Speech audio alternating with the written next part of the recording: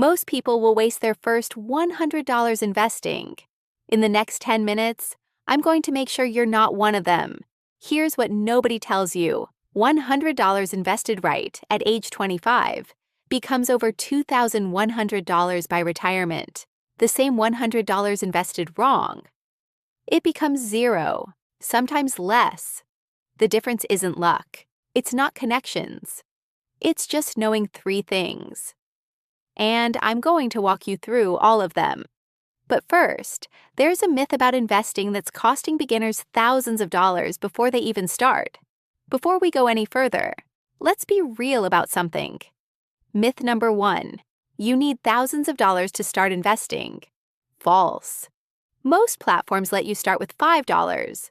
Myth number 2, investing is only for rich people. Also false. And actually, starting small forces you to learn without losing much.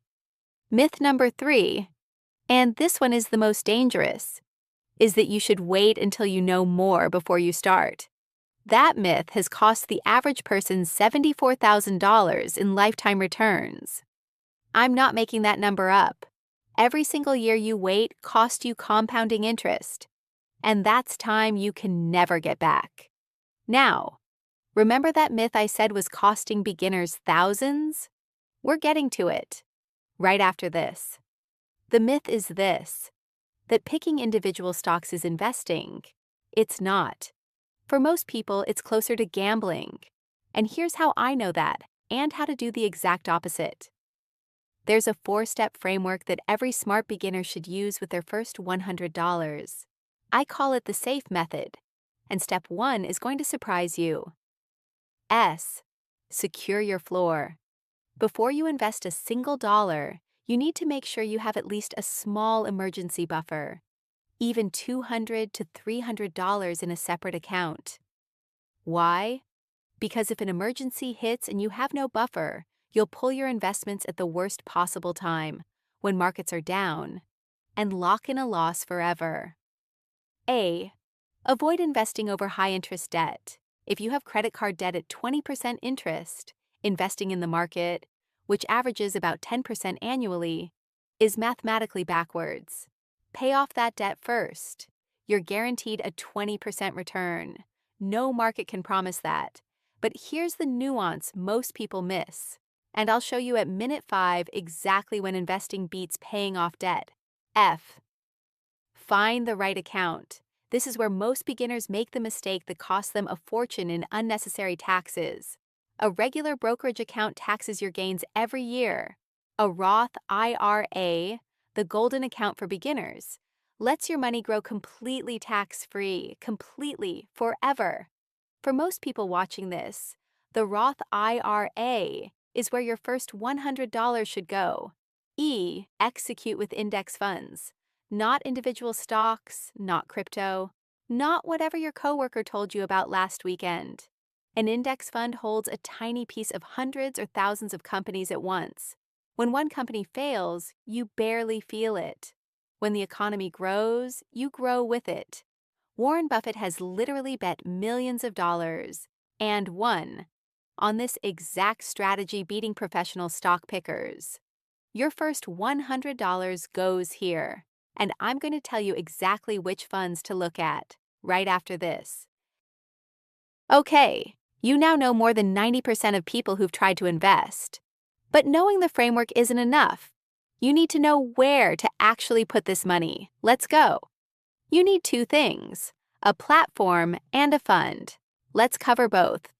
For platforms, look for 3 features: 0 account minimums, fractional shares, and 0 commission trades. Most major online brokerages in 2024 offer all 3. Don't pay commissions. Don't accept account minimums. There is no reason for either anymore. If you're under 50 and this is long-term money, open a Roth IRA. If you've already maxed your Roth, which is $7,000 per year, open a standard brokerage account. Now, the fund. There are 3 types of index funds that work for beginners. 1. Total market index funds. These hold a tiny piece of the entire U.S. stock market. Thousands of companies in one fund. Maximum diversification. 2. S&P 500 index funds. These track the 500 largest U.S. companies. This is the benchmark Warren Buffett uses to judge professional investors. Historically, averages around 10% per year over the long term. 3. Target date funds. You pick your retirement year. The fund automatically adjusts its risk as you get closer. Set it, forget it. Revisit it once a year. For most beginners, start with an S&P 500 index fund. It's simple, it's proven, and you can buy fractional shares for as little as $1. Here's the part that makes the $100 strategy actually powerful. Consistency. If you add just $25 per month after your first $100, in 30 years at a 10% average return, you'd have over $56,000 from $25 a month. The $100 isn't the investment. The $100 is the habit. Stop. Read that again. 1 in 4. That means 75% of Americans, many of them hardworking people, are leaving life-changing wealth on the table. Not because they can't, because nobody showed them how. That changes today. Before I close the loops I opened earlier, and yes, I'm closing them. Here are the 5 mistakes that derail beginners after they start. Mistake 1. Checking your portfolio every day. The market will go up. The market will go down. Checking daily is how you panic sell at the worst time. Set a schedule. Once per month, maximum. Mistake 2. Trying to time the market. Even professionals can't do it consistently. Time in the market beats timing the market. Every decade of data proves this. Mistake 3. Ignoring fees. An expense ratio of 0.5% versus 0.05% on a $10,000 portfolio costs you $450 extra per year. Always check the expense ratio before buying. Mistake 4. Not reinvesting dividends. When your fund pays dividends, reinvest them automatically. It's free compounding. Turn the drip setting on. Mistake 5. Stopping after the first deposit. Investing once doesn't build wealth. Investing consistently does. Set a recurring deposit. Even $10 a month matters. And I promised you I'd explain when investing beats paying debt. Here it is. If your debt interest rate is above 7 to 8%, pay it off first. It outperforms the market historically. If your rate is below 7%, you can consider doing both. Put some toward debt and some toward investing, especially if your employer offers a 401k match. Always take the full match first. That's a guaranteed 100% return on that money. Let's close this out. You came in thinking $100 wasn't enough to start. You were wrong. But you couldn't have known that without someone showing you. Here's your action plan for today. Step 1. Open a Roth IRA if you're eligible. Step 2. Deposit $100. Step 3.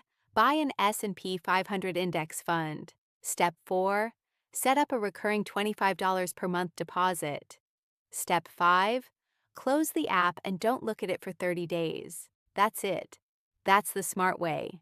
The people who build real wealth aren't the ones who found a secret. They're the ones who started with what they had, kept it simple, and stayed consistent. If this helped you, and I really hope it did, share it with one person in your life who needs to hear it. They won't thank you now, but they'll thank you in 30 years. Subscribe if you want more videos like this. Every week, I break down money stuff that your school should have taught you but didn't. Next up, I break down what to do after your first $100. Because once you've started, the next step is just as important as the first.